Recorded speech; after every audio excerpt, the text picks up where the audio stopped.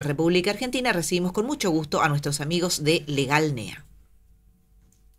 Legal NEA es un estudio jurídico corporativo que a través de una red de profesionales altamente calificados asesora y representa a empresas e individuos en la República Argentina y el extranjero. Legal NEA es una fundación que fomenta el acceso a justicia y el desarrollo de la abogacía pro bono. Legal NEA promueve valores. Ahí está, bueno, con nueva presentación, y con nuevos... Ya se sacaban los barbijos ya. Ya están, Ya, claro, ya están sin había barbijo, terminado la pandemia. Bueno, y con no nuevas caras, pues ya nos acompañaron en varias oportunidades, pero bueno, dado el contexto, son dentro del estudio quienes más saben y más trabajan con casos vinculados a familia y entre ellos violencia de género. Así que muchas de las cosas que nos están planteando los oyentes y los televidentes seguramente van a poder tener al menos una orientación en este momento. Así que Tere, te pido que algunas cuestiones que veas que puedan ser contestadas se las traslademos. Está la doctora Carla Rodríguez. ¿Cómo estás, Carla? Hola, bienvenida. ¿todo bien? Saliendo un poco de lo que es la rutina para acompañarnos, gracias. Y Fabián Gaitán, que también es integrante del equipo de Legal NEA, pero además tiene su paso por un juzgado que, entre otras cosas, también trataba cuestiones de familia, así que nos va a poder contar esa parte que uno dice, ¿y qué hace la justicia? Bueno, él nos va a poder también contar, al menos en general, cómo son estos procesos. Hay una pregunta que te hago primero, Carla, porque justo antes una persona que está atravesando una situación de violencia contó que fue a la comisaría séptima. ¿Cómo era, Tere? ¿Fue a la comisaría a hacer la denuncia? Sí, a la séptima. Y le dijeron que no le podían golpes. tomar porque no tenía golpes. O sea, No tenía ningún tipo de No tenía ninguna marca. señales de alguna agresión física. A ver, Perdón, ¿qué? esta es una persona a quien desde el Consejo de la Mujer le aconsejaron que vaya a hacer la denuncia. Entonces Claro, ella, siguiendo lo que le propusieron desde un organismo estatal que en teoría atiende este tipo de casos, fue a la comisaría y quiso hacer la denuncia, pero no se la tomaron. La pregunta es entonces, ¿qué pasa? No en esos casos. ¿Es obligación que en cualquier comisaría le tomen a una persona una denuncia por violencia de género? Sí, están en la obligación de hacerlo. No hace falta que la persona presente golpes porque puede ser que se haya animado a hacer la denuncia actualmente y los golpes vengan de hace mucho tiempo atrás.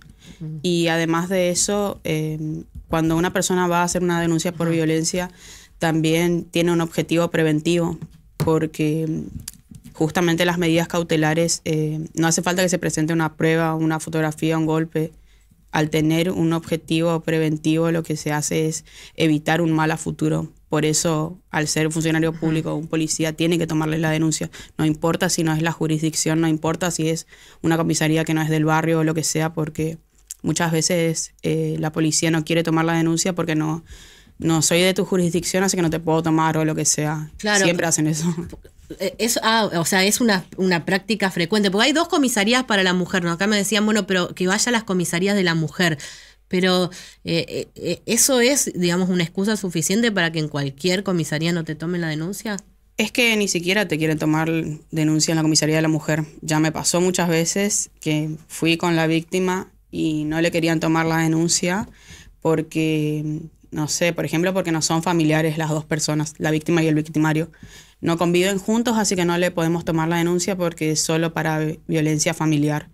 Eso es una excusa. Ellos tienen la obligación de tomar la denuncia, vivan o no vivan juntos, porque la persona está sufriendo violencia, está siendo hostigada de alguna forma. Me pasó con muchos casos, por eso digo que lamentablemente es algo normal, algo que pasa mucho. O sea, y le pasa a gente que va acompañada, en este caso de su abogada, y cuando te dicen eso, ¿vos crees que es por desconocimiento o porque hay una bajada de línea de decir, no sé, achiquen la cantidad de denuncias que se reciben? Y puede ser que sea eso último que mencionás, o puede ser también que las personas no quieren trabajar o lo que sea. Me tocó en una comisaría de la mujer llamar al juez y avisarle que estoy en una comisaría y que no me quieren tomar la denuncia. Tuve que llamar al juez, a la juez también, porque fueron 2 veces distintas con un juez y una jueza. Y las 2 veces tuve que estar llamando para que puedan tomar la denuncia. Me tocó con un juzgado, me acuerdo, el juzgado de la doctora Mercedes Sosa. Yo hablé personalmente con ella Y ella me dice, pásame por favor con la oficial a cargo. Tuve que pasarle el teléfono con la jueza para que le tomen la denuncia a la víctima. Es una locura porque no podemos estar llamando todo el tiempo al juzgado Pero para que nos además, tomen. esos son casos muy particulares de personas que consultaban primero con un abogado, que el abogado las acompaña, pero Imagínate la que no tiene, Claro, o sea, la que no- la La persona doctora que porque sale- tiene acceso y porque sabe Sí. qué hacer, pero imagínate una persona que no tiene ese tipo de información, que sabe qué es lo que puede hacer. Le tienen 3 horas en una comisaría y después se va a la casa. No, me sorprende estos casos, por eso está bueno. O sea, esto es práctico, o sea, porque una cosa es lo que decimos, lo que creemos, lo que está escrito, cómo debe ser, y otra cosa es lo que te pasa realmente, y esto tiene que ver con la consigna. O sea, ¿qué pasa para que los casos no bajen, para que la víctima encuentre tantos obstáculos a la hora de poder empezar a salir de esa situación? Bueno, la jueza le tuvo que decir al oficial a cargo, tomen la denuncia. Sí. No sé lo que hablaron en privado No, porque bueno, le pero- pasé el teléfono y se fue al fondo a hablar, pero cuando volvió me dijo, sí, le vamos a tomar la denuncia. Pero no era para que hable con la jueza, no te dijo por los dos. No me dijo nada. No Porque se enojó. No, bueno, pero, o sea, no, pero es No, una no, pero barbaridad, o sea, ahí- más allá de pero lo... es una cuestión que es superada por lo que significa el sentido común. O sea, no podés tener el número de la jueza para que vos te hagas lo tomen que una corresponde. denuncia. O sea, sí. Una locura. Fabián, Bueno, sí. hay otra cosa que también en relación a lo que está hablando de lo que le pasó. Siempre todas las comisarías tienen que tener alguien, o sea, hay alguien especializado en materia de género que muchas veces vemos en la práctica que no se da. O sea, deberían tener, hay una exigencia. Sí, todas Ajá. las comisarías deben tener alguien especializado en materia de género que es la que le debe tomar la denuncia. ¿Y qué pasa? En la práctica no se da esto. Pero, de que ven a los policías, o sea, ven a la institución policial, no vamos a hablar de los policías, la institución policial, preocupados por formar a efectivos que estén capacitados para atender este tipo de casos. Y seguramente va a haber capacitaciones, pero nosotros en la práctica lo vemos como que no se da. O sea, no hay alguien que vaya directamente y le digan, sí, te vamos a tomar la denuncia y... Está bueno eso, esto claro. porque acá es otra arista. Viste que esto que sirva dentro de lo terrible que es, ¿no? El drama personal, que sirva la gran exposición que va a tener el caso de violencia de Fabiola Yáñez por la entidad de la persona, para visibilizar y para, ¿por qué no dudar de todo lo que creemos que es de una determinada forma? Por ejemplo, dice Fabián, hay capacitaciones, hay más, hay leyes que te dicen la ley, creo que es la ley Micaela, la sí. vinculada a violencia de género. O sea, que haya una ley y que haya capacitaciones en las cuales obligan a ir a los agentes públicos, ¿significa que esto se traduce en una mejor gestión o una aplicación? Yo creo que en gran parte no. Yo creo que todo ese tema de las capacitaciones, en algunos casos habrá una persona, es como lo que hablábamos recién con Emilio, si la persona no está interesada, reconociendo su falencia, entendiendo que hay algo que tiene que cambiar, por ejemplo, un funcionario policial, si no está, digamos, y por ahí uno va al último eslabón, creo que solo sirve para llenar papeles, burocracia y decir hicimos y cumplimos y avanzamos y capacitamos a estos 60.000 millones de personas en violencia de género, y así como te entra por un oído, te sale por Sí, el y otro. no es ni siquiera una cuestión de si es hombre o mujer. Ella estaba contando la historia De una oficial mujer. un No oficial tiene nada que ver mujer con eso. De mujeres. Sí, hombres. no, y otra cosa también que hay que dejar claro que no solamente uno tiene, o la persona que sufre de violencia, no solamente tiene que ir a la comisaría, sino que también están los juzgados de familia, que precisamente ellos pueden tomar también la denuncia, e incluso si es un fin de semana también hay juzgados de familia de turno que también pueden ir a acudir y les ¿Dónde deben están tomar. acá Corrientes? Porque la mayoría de la gente conoce la La- comisaría, no los juzgados. Los juzgados de familia generalmente está acá en el edificio 9 de Julio y San Juan, en el tercer piso que está el juzgado de familia 1. Pero yo te Y- pongo un ejemplo. Yo, fin de semana, me agarro un domingo a la noche que mi pareja me dio una golpiza. Me quiero ir al juzgado. Que llamo un Uber, digo, Bueno, llame 9 de julio y cosas, y que toco el siem- timbre, hay un guardia. Sí, ¿Cómo es? en el edificio de Sí. 9 de Julio y San Juan hay siempre personal de guardia que generalmente hay un policía también que puede atender y puede redireccionar al juzgado de familia de turno. Ajá. Incluso también en las páginas del Poder Judicial existe una nómina de teléfono donde se puede llamar y preguntar cuál es el juzgado de turno. Bien. Y que ellos, digamos, la pueden tomar. Una vez que, a ver, imaginemos que se hizo la denuncia, ¿no? Que Carla habló con la jueza y la oficial le tomó la denuncia entre un caso. A ver, ¿las violencias más comunes son las físicas las que llegan a denuncia o no necesariamente? No necesariamente, porque también hay hostigamiento. Bueno, en este caso se trataba de un caso de hostigamiento de una persona que perseguía a mi cliente por todas partes. La perseguía hasta la casa, la perseguía al trabajo. Todo el tiempo se creaba cuentas falsas para escribirle por Facebook, Instagram. Eso es una forma de violencia, también la estaba hostigando, más allá de que no la tocó físicamente, no tenía golpes. Pero igual se tiene que tomar una medida, porque es hostigar a una persona, acosarla. Es un delito. Y bueno, en ese caso fuimos a 2 comisarías, me acuerdo, y la gente, bueno, la policía en realidad dice, tenés golpes, algo, no te puedo tomar la denuncia. Eso no tiene nada que ver. ¿Qué vamos a esperar? Que la golpeen, que no sé, la arrinconen en alguna parte de la calle cuando nadie la vea y le haga algo, y ahí recién actúen cuando ya no está. Por eso tiene una función preventiva esto, y tienen la obligación como funcionarios públicos de hacerse cargo de esto y de tomar las medidas adecuadas. Bueno, a ver. Perdón, ¿y qué término? Bueno, eso lo quería. A ver, no sé el caso, si Carla lo quiere contar, pero ¿cómo es el. A ver, se logró hacer la denuncia en un caso, ponerle como este, que no hay, digamos, golpes.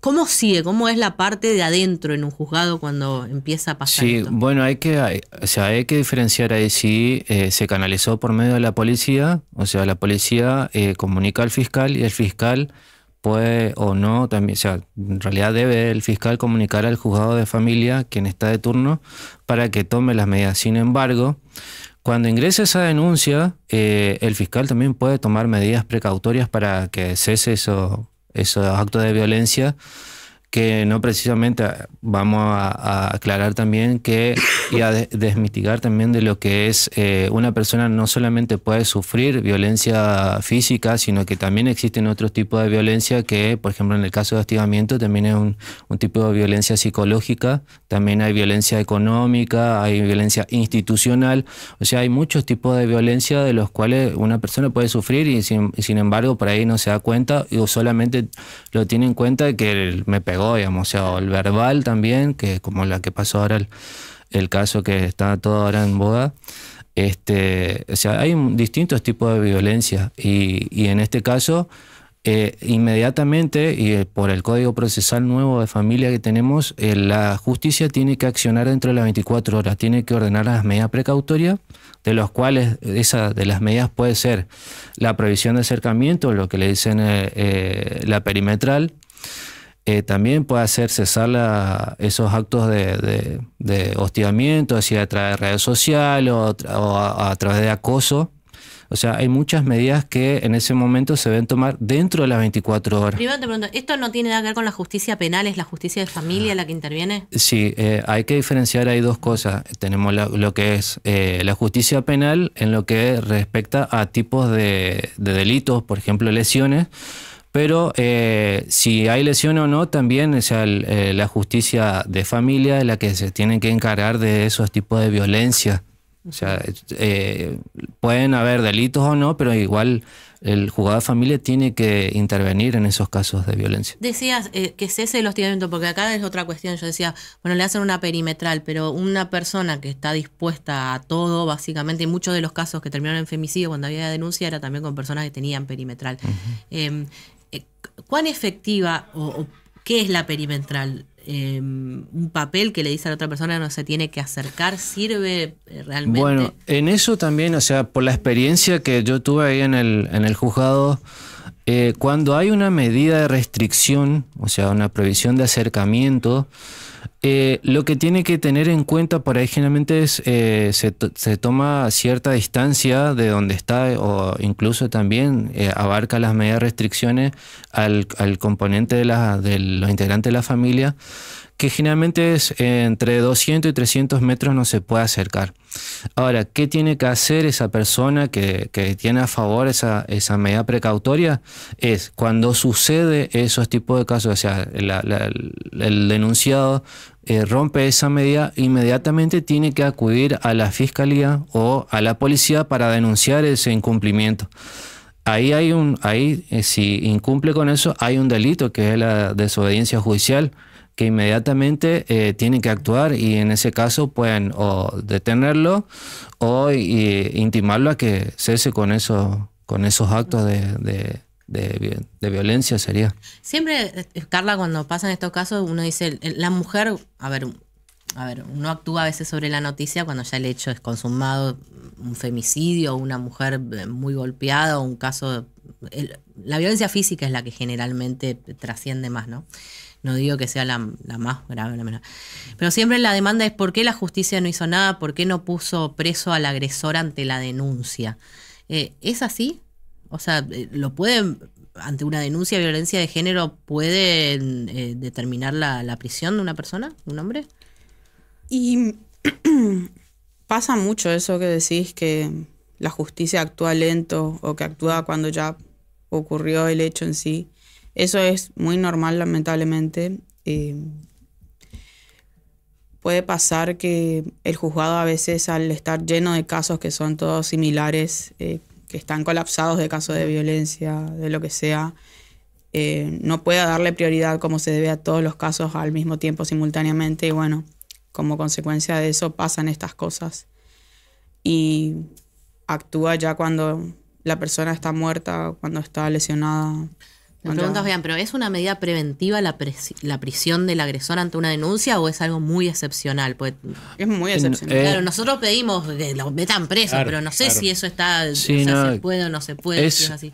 Eso es excepcional. O sea, dentro de las facultades que tiene el juez en el caso de recibir una denuncia de violencia, la prohibición de acercamiento, incluso también la exclusión del hogar.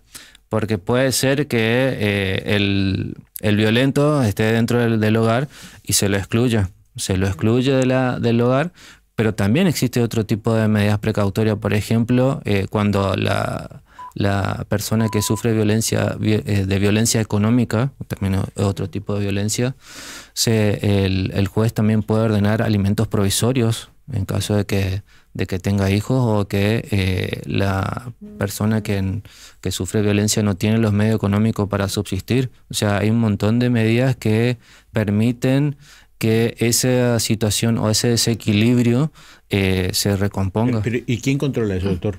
Porque restricción perimetral, todo es un papel que ¿cómo hacemos para controlar? Lo que generalmente se hace y es el procedimiento es una vez que se toma la denuncia, hay un equipo interdisciplinario que evalúa la situación. O sea, el equipo interdisciplinario le atiende un psicólogo, hay un asistente social que va a la casa, constata los actos, va a charla con los vecinos y después cuando se dictan esas medidas se le comunica al violento y posteriormente se le cita a la persona para saber cómo está, o sea, cómo surge la situación, si ya cesaron los actos violentos. O sea, eso es un procedimiento que también permite... ¿No hay recursos humanos para hacerlo todo? Claro. Los recursos... Estamos diciendo que ahí está plagado los sí. También, aparte de los organismos judiciales, existen también los organismos administrativos, como por ejemplo el Consejo Provincial de la Mujer, que es un organismo que lo ayuda a través del Estado para brindar tratamiento a las personas que sufren esos tipos de violencia. Y también tenemos asesoría legal también gratuita, el Centro Integral de Atención de Víctimas de Violencia de Género. Esos dos organismos existen acá en Corrientes que asisten a las personas. O sea, nada más que por ahí a veces la difusión no es tanto. En los juzgados de familia están los carteles donde indican los números de teléfono que cualquier persona que sufre estos tipos de violencia puede comunicarse y tienen la posibilidad de hacer un tratamiento gratuito. Bueno, ya estamos sobre la pausa, pero a Gustavo quería saber cómo terminó el caso de hostigamiento y yo antes de que preguntar, me decían, ¿únicamente es en el marco de relaciones de pareja o en el caso que es una hermana que denuncia a su hermano porque ejerce violencia contra la mamá y contra ella lo puede hacer? No, abarca todo también, porque en nuestro código también abarca lo que es la violencia familiar. Ajá. Así que enmarca todos esos tipos de relación. Incluso también puede ser a parejas, exparejas, exconvivientes, pueden ser empleadores. sea, Y si yo no fuera, por ejemplo, en este caso de los hermanos, si la víctima fuera la mamá únicamente, ¿puede una persona y la mamá no lo quiere denunciar? ¿Puede una hija denunciar? Sí, puede hacerlo. O sea, no Sí, se solamente es sí, en primera persona.